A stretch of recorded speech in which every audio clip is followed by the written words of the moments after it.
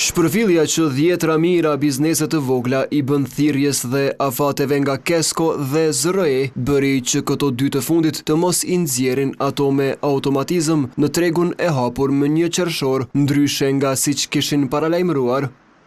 Në kuadër të procesit të hapjes së tregut të energjisë elektrike, Kesko dhe ZRE kishin njoftuar se bizneset e vogla duhet të paraqesin dëshmi se nuk i përkasin kategorive me më shumë se 50 punëtor ose më shumë se 10 milion euro qarkullim vjetor si kusht për të vazhduar furnizimin me çmime të rregulluara.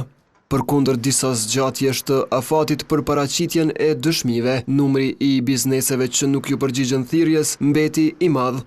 Në këto rrethana, përjashtuar rreth 1300 biznese të mëdha, të tjerat nuk kaluan me automatizëm në tregun e hapur. Pa treguar arsyet, në Kesko pranuan se po vazhdojnë t'i furnizojnë bizneset e vogla që nuk paraqiten dëshmit. Kesko si furnizues vepron sipas udhëzimeve të dhëna nga ZRE. Aktualisht ne jemi duke vazhduar procesin e identifikimit sipas udhëzimeve që na janë dhënë. Deri në momentin që lëshohet ndonjë udhëzim tjetër, po nga rregullatori, këta konsumator do të vazhdojnë të furnizohen me energji elektrike si furnizues i shërbimit universal. Përkundër pritjes për gati 2 javë, në zyrën e rregullatorit për energji nuk dhan përgjigje për të sqaruar situatën aktuale dhe të ardhmen.